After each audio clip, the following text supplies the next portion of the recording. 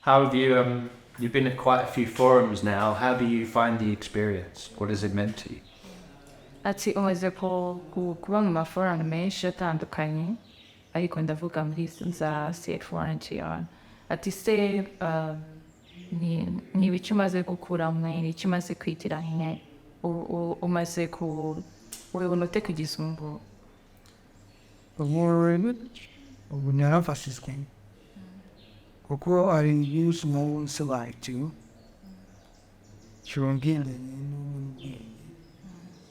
I have gained a lot of knowledge. I have been enlightened concerning unity and reconciliation, because there are so many things that I didn't understand before joining these forums. Ngo amahugurwa amaye ngo stay ukabiteye kwahaga bikuganira n'abagenzi.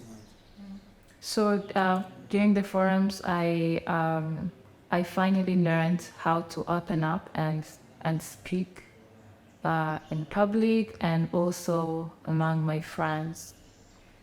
Kuko hari bamwe tutatuganira kubera ikibazo cya Jenoside cyabaye mu Rwanda.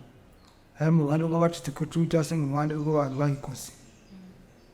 So there are so many people that I was not able to talk to, either on the side of the survivors and also on the side of the perpetrators. Hari bamwe natumye kuba naganiriza ariko amahugurwa yarantindiye bamwe n'abegera tubaye. So I'm thankful for the experience, the forum, because I was able to go to some of them and have discussions with them. I could be wrong, but I sense that you are maybe a kind of quiet, maybe even sometimes shy person. Is that true, and does that make it difficult to sort of talk in groups in front of people? Ati ashobora kuba yibeshye, ariko abantu usa naho kunze kuba utuje udakunda kuvuga cyane. Ati ese niyo mpamvu byakugora kuvugisha abantu cyangwa hari indi mpamvu? Nyine kuvugisha abantu hari ibintu byangoraga. Mbere cyo hari nk'abantu bakorewe Jenoside kandi ngiye mbarwa mu bayikoze. So there are two things that made it difficult for me to talk to people. One is the fact that they are survivors and I'm one of the perpetrators. Kugaragaza nk'abantu bayikoreye nk'abantu babanaga n'ihungabana kugira ngo mu byago ari ikibazo. So talking to people who are survivors of the genocide was not easy, because sometimes they would have emotional breakdowns or have some trauma issues. So that was definitely a hard part of talking to them. Iki ni igice cyangwaga mu gice cy'abantu bayikoze ariko imiryango yabo itabyemera cyangwa ubwo batemera ko bayikoze. Yes. So another difficult part of talking to people is the fact that there are some perpetrators who took part of the genocide, but their families deny that they were part of the genocide. So it was not easy for me to get them to admit their role in the genocide. kuganiriza imiryango iyo ifite abantu bakoze jenoside kandi batayemera kandi njye nemera ko nayikoze kandi nayigizemo n'uruhare byarangora kuganiriza nk'iyo miryango dore rimwe na rimwe bavuga ko inashobora kuba babeshya. So this in case of the families who had members that were perpetrators but denied that they are part of the perpetrators was not very easy because they would say that I'm lying, and others would not even give me time because the perpetrators are no longer there to express their part in the genocide. You've talked before about this issue, I think a few times, about perpetrators not taking accountability. It seems something that, personal to you, you're very passionate about, making perpetrators take responsibility. How is it that that particular thing became so important to you? Mushize yabonye yuko ikintu cyo gutuma abagize uruhare muri jenoside babyemera bakabisabira imbabazi ari ikintu kigufashe ku mutima cyane. Ati se nuko iki kintu wakibanzeho cyane ubona gifite akahe kamaro cyangwa se gifite n'iki gituma wumva ko ari ngombwa yuko abantu baryemera? Ni ngombwa kuko ntabwo ko ari ngombwa ituma abantu bakira. Iyo ataremera uruhare yagize muri jenoside aba afite ikibazo. Afite ikibazo ndetse na famiye ye ifite ikindi kibazo.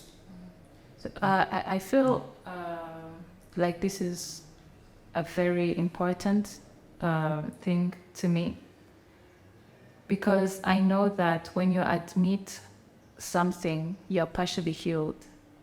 And I know that all these people who have not taken accountability of their part in the genocide have not healed. Their families as well.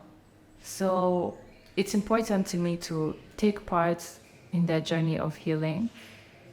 Ikindi cyongereyeho imiryango yakoze jenoside nayo ifite ikibazo kuko iyo umuntu atarayisaba imbabazi nayo yuba itarazitanga kuko ntabwo wasimba ntabwo wanyubaza utaziguhaye kandi bamaze kubona ko umuntu yemeye ko yagize uruhare muri jenoside mu miryango yabo abantu babishwe nabo barabohoka mu mitima bakabona ko bubaka society.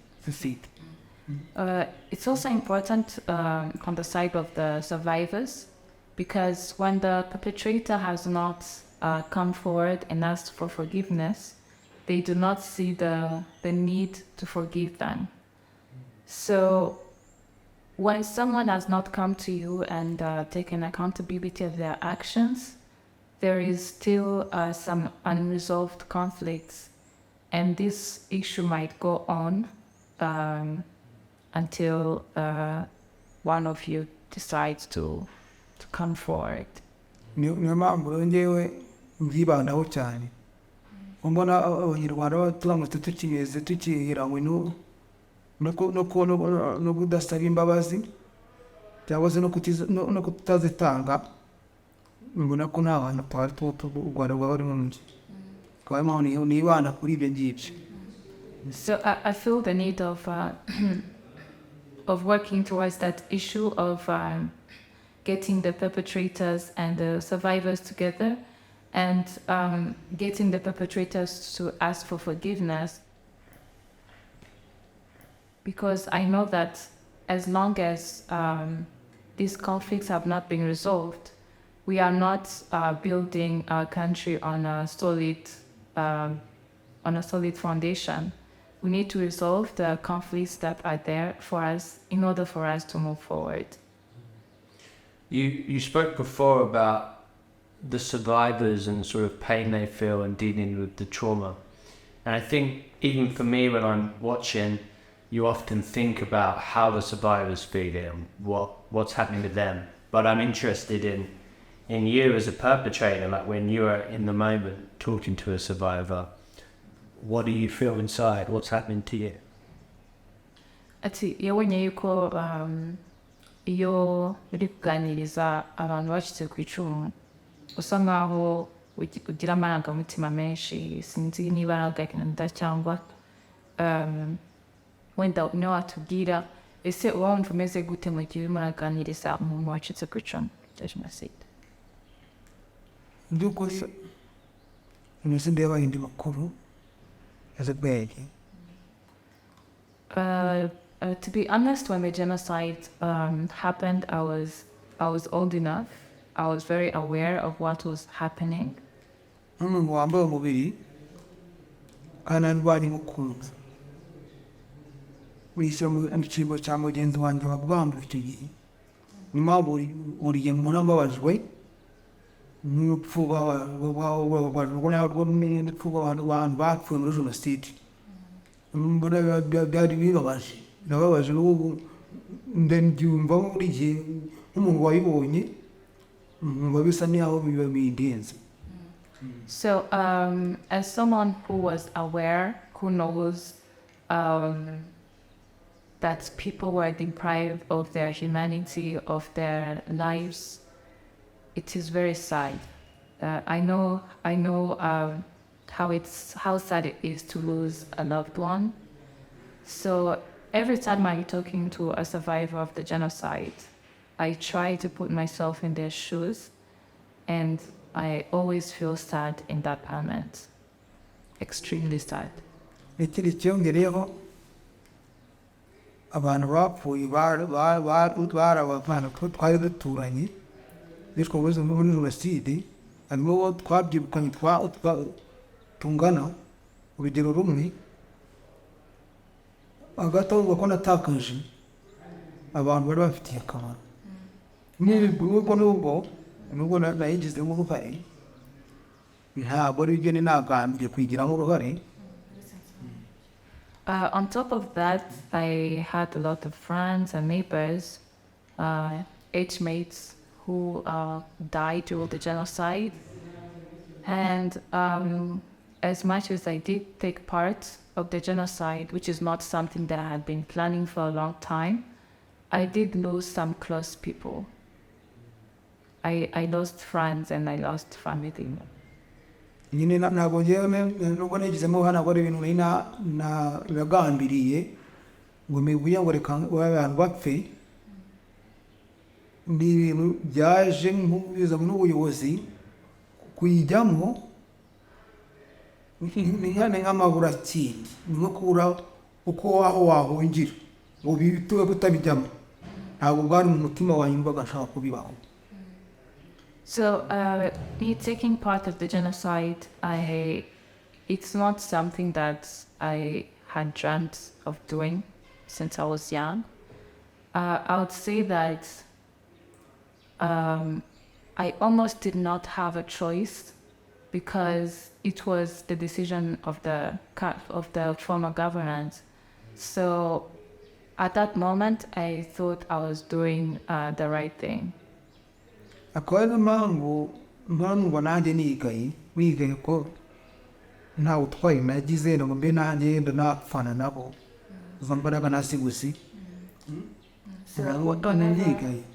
Whenever I think of my participation in the genocide, I'm very disappointed in myself because I did not have the courage to resist or the courage to die with my friends and family.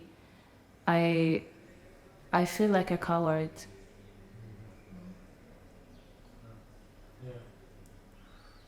Does that feeling change the more you work with survivors, or is it always staying with you? That feeling of being a coward and of wishing you'd acted differently? Ati ese uko uganira n'abacitse ku icumu, uko ukomeza kujya muri aya maforum, uko kuntu wiyumvamo nk'aho utakoze icyo wagombaga gukora, nk'aho wabatereranye cyangwa se uko nyine wiyumva yuko wigaye, ese bigenda bigabanyuka uko ugenda ubaganiriza? Biragabanuka aho ikibazo ahantu kiba kiri. Barasohoka abandi baraburana kugira ngo yakumvemo akwakire biraruhanya birategura ni bake muri wapfa kwemera akabandi ntabwo bemera. It does change something when I talk to the survivors. It does change something in a positive way. However, it's very hard, especially talking to survivors of the genocide who are still affected, who have a very hard time moving on, or who have a hard time accepting the things that happened. So whenever I talk to them, I always end up feeling a deep feeling of sadness, and it's always very hard. Umbyumva umuntu iyo ari gukora ibintu bibi umukobwa arimo agarutse mu bintu byiza, uko mbyumva umva ari imbaraga z'Imana ko ntabyibagirwa, ntabwo izumva n'umuntu wenyine gusa, kuba n'umuntu wenyine gusa ntabwo yakwivana mu bibi mu bindi agaruka mu byiza, cyangwa n'umutima yenda wihariye umuntu akwisubiramo agafashwa n'izo mbaraga z'Imana akongera akaba mwiza. Mbona ko ari nk'Imana yakoze nk'ibyo ngibyo.